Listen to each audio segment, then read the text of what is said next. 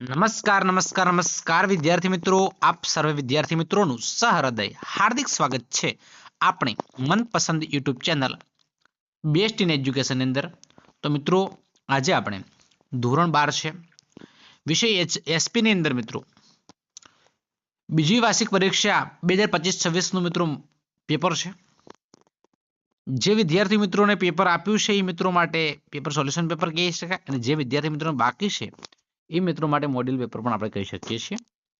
તો વિદ્યાર્થી મિત્રો, તમારો વધારે આપણે સમય નથી લેતા, વિભાગ એ પર શરૂઆત કરી દઈએ. બેંક સાથેના પત્ર વ્યવહારમાં જ્યારે પણ નાણાંની કોઈ રકમનો ઉલ્લેખ થતો હોય ત્યારે તે કેવી રીતે લખવી જોઈએ? તો મિત્રો, આંકડામાં અને શબ્દોમાં.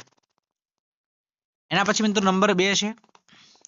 નંબર 2 આપણી સ્ક્રીન ઉપર છે મિત્રો, તમે જોઈ શકો છો કે જાહેર ઉપયોગી સેવાઓ પૂરી પાડતા વિભાગો કે નિગમને કોને નાણાકીય સહાય પ્રાપ્ત થતી હોય છે? કેન્દ્ર સરકાર અને રાજ્ય સરકાર. કેન્દ્ર સરકાર અને રાજ્ય સરકાર. નંબર 3 છે, વ્યાપારી સંસ્થા અને પેઢીમાં કાયદાકીય કે બંધારણીય અથવા કાર્યાલયની માળખાગત બાબતો અંગે કર્મચારીને જાણ કરતો કયો પત્ર હોય છે? તો પરિપત્ર હોય છે. નંબર 4 છે, નિયુક્ત પત્રની શરૂઆતમાં શું પાઠવવામાં આવે છે? તો અભિનંદન પાઠવવામાં આવે છે. નેક્સ્ટ મિત્રો, થોડા આગળ વધીશું. તમે જોઈ શકો છો મિત્રો, એક્ઝામ્પલ નંબર 5 છે, પ્રશ્ન 5.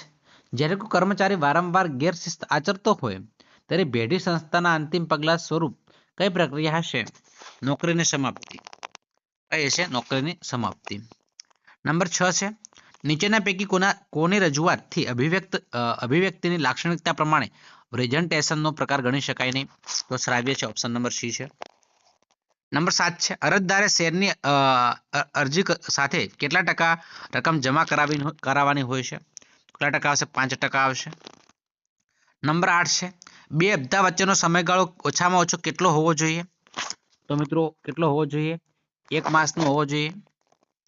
નંબર 9 તરફ આપણે આગળ વધીશું. નંબર 9 તરફ આપણે આગળ વધીશું મિત્રો. ભારતમાં શેર અને અન્ય જામીનગીરીઓમાં ભરણા માટે કંપનીએ કયા કાયદાનો અમલ કરવો જોઈએ? તો મિત્રો, સિક્યુરિટી કોન્ટ્રાક્ટ રેગ્યુલર એક્ટ 1956, કંપનીનો કાયદો 2013 છે, સેબી એક્ટ 1992 છે. આપેલ બધા જ ઓપ્શન નંબર ડી આવશે, આપેલ બધા જ આવશે. નંબર 10 છે, કોના જણાવ્યા અનુસાર જોઈન્ટ સ્ટોક કંપની શરૂ કરવા પાછળનો મુખ્ય ઉદ્દેશ શેરની ફેરબદલી અને સરળતાથી થઈ શકે તેવી સગવડ અને સભ્યોને આપવાનો હોય છે? Lord Blackburn. કંપની વિસર્જન થાય ત્યારે ડિબેન્ચર ધારકોને નાણાં મળવાનો ખાલી જગ્યા હક મળે છે? તો અગ્રિમ હક આવશે. કયો આવશે? અગ્રિમ આવશે. નંબર 12 છે આપણી સ્ક્રીન ઉપર મિત્રો. ડિબેન્ચર ધારકોના વિશાળ સમુદાયનું પ્રતિનિધિત્વ કોણ કરે છે? તો ડિબેન્ચર ટ્રસ્ટી કરે છે. Debenture trustee. નંબર 13 છે, ટ્રસ્ટ ડીડ માં સ્ટેમ્પ ડ્યુટી ભરવાની જવાબદારી કોની હોય છે? તો કંપનીની હોય છે. શેર બજાર ખાલી જગ્યા દેશના વિકાસની પારાશીશી છે. નંબર 15 છે. નંબર 15 કંપની જાહેર જનતાને શેર ભરણા માટે જાહેર આમંત્રણ આપવા માટે ખાલી જગ્યા તો વિજ્ઞાપન બહાર પાડે છે. નંબર 16 છે, સ્વતંત્ર સંચાલનની નિમણૂક અંગેની માન્યતા તો મિત્રો સામાન્ય સભામાં લેવી પડે. બરાબર. એના પછી મિત્રો નેક્સ્ટ નંબર 17 છે, કંપની સભામાં મતદાન દરમિયાન સરખા મતો પડે તો કોણ પોતાનો મત આપી શકે છે? તો સભાપતિ. નંબર 18 છે, સામાન્ય ઠરાવ તરફેણમાં ઓછામાં ઓછા કેટલા ટકા સભ્યોની બહુમતી આવશ્યક છે? તો 51%. મિત્રોના પછી નેક્સ્ટ છે, નોંધણીનું પ્રમાણપત્ર મળ્યા બાદ કંપની કેટલા વર્ષમાં ધંધો શરૂ ન કરે તો અદાલત ફડચાનો હુકમ કરી શકે છે? 1 વર્ષ. નંબર 20 આપણી સ્ક્રીન ઉપર છે, ઓફિશિયલ લિક્વિડેટર પોતાનો મત કોને જણાવે છે? તો ટ્રિબ્યુનલને. ઓપ્શન નંબર બી છે. મિત્રો, આના પછી પ્રશ્ન નંબર બી તમારી સ્ક્રીન ઉપર છે. તમામ પ્રશ્નો એક વખત વાંચી લેવાના છે, ત્યારબાદ સમજૂતી આપણે આપીશું.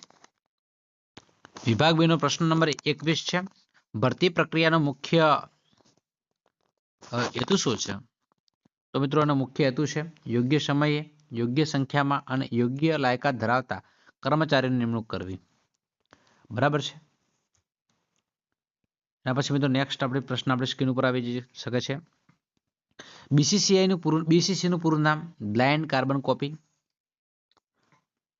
એના પછી નંબર 3 આપણે 23 નંબર સ્ક્રીન ઉપર છે. વીમા સેવાનું સૌથી પ્રચલિત સ્વરૂપ કયું છે? તો જીવન વીમો છે, લાઈફ ઇન્સ્યોરન્સ આવશે. નંબર 24 આપણી સ્ક્રીન ઉપર છે. ઈ લર્નિંગ એટલે શું? ઇલેક્ટ્રોનિક માધ્યમો અને ઇન્ટરનેટના ઉપયોગ દ્વારા મેળવવામાં આવતું શિક્ષણ. નંબર 25 છે. ડિબેન્ચર એ કંપનીની કયા પ્રકારની મૂડી છે? તમે ઓછીની મૂડી કહેવાય. ચલો મિત્રો નેક્સ્ટ નંબર 26 આપણી સ્ક્રીન ઉપર છે, આપ જોઈ શકો છો. કે વચગાળાનું ડિવિડન્ડ એટલે શું? કે બે વાર્ષિક સામાન્ય સભાની વચ્ચે જાહેર કરવામાં આવતા ડિવિડન્ડને વચગાળાનું ડિવિડન્ડ કહેવામાં આવે છે. નેક્સ્ટ પ્રશ્ન આપણે સ્ક્રીન ઉપર છે. મિત્રો 27 નંબરનો છે. યુદ્ધ એ કટોકટીની પરિસ્થિતિ જાહેર થતા કઈ વ્યક્તિનું સભ્યપદ સ્થગિત કરવામાં આવે છે? દુશ્મન દેશના સભ્યનું. ચલો મિત્રો નેક્સ્ટ એના પછીનો પ્રશ્ન છે કે સ્વતંત્ર સંચાલકની મુદત કેટલા વર્ષની હોય છે? તો વધુમાં વધુ 5 વર્ષની હોય છે. એના પછી મિત્રો 29 નંબરનો પ્રશ્ન આપણી સ્ક્રીન ઉપર છે. નંબર 29 છે. લિક્વિડેટર ની નિમણૂક થતા કોની સત્તાનો અંત આવે છે? સંચાલક મંડળ, બોર્ડ ઓફ ડાયરેક્ટર અને મેનેજિંગ ડિરેક્ટરની સત્તાનો અંત આવે છે. નંબર 30 છે. સભામાં રજૂ થયેલા પ્રસ્તાવ ઠરાવ ક્યારે બને છે? જ્યારે પ્રસ્તાવ સભામાં જરૂરી બહુમતીથી પસાર થાય ત્યારે ઠરાવ બને છે. ચલો મિત્રોના પછી વિભાગ સી ના મોસ્ટ ટાઈમી પ્રશ્નો તમારા મિત્રો ખાસ જોઈ લેવાના છે. બરાબર છે. જે મિત્રોને જે એસવીએસમાં જે જિલ્લામાં પેપર બાકી છે એ મિત્રો માટે આ paper most IMP model paper તરીકે નીવડી શકે છે. તો મિત્રો તમારે ખાસ અચૂક આ પેપર તૈયાર કરી દેવાનું છે. બરાબર છે. અને ખાસ કોઈ જાતની કોઈ કન્ફ્યુઝન હોય તો ખાસ મિત્રો તમે કોમેન્ટ બોક્સમાં કોમેન્ટ કરી શકો છો. આ વિભાગ એપ છે આપણો. એપની અંદર મિત્રો ખાસ 7 પ્રશ્નો છે, કોઈ પણ 5 પ્રશ્નો તમારે લખવાના હોય છે. બરાબર છે. તો મિત્રો તમે ખાસ મિત્રો તૈયાર કરી દેજો અને બોર્ડ માટે પણ ખૂબ જ અગત્યનું છે. તો વિદ્યાર્થી મિત્રો આ છે આપણો આજનો વિડીયો. વિદ્યાર્થી મિત્રો વિડીયો તમને પસંદ આવતો હોય તો વિડીયોને અચૂક લાઈક કરજો. ચેનલ ઉપર નવા હોય અને ચેનલને મિત્રો હજુ સુધી આપણે સબસ્ક્રાઇબ ન કરી હોય તો ચેનલને મિત્રો અચૂક સબસ્ક્રાઇબ કરી દેજો. બાજુમાં આપેલા બેલ આઇકન છે ને પણ પ્રેસ કરી દેજો, જેથી કરીને આવનારા વિડીયો નોટિફિકેશન આપ સૌ વિદ્યાર્થી મિત્રોને મળતી રહે. ફરી મળીશું નેક્સ્ટ વિડીયોમાં.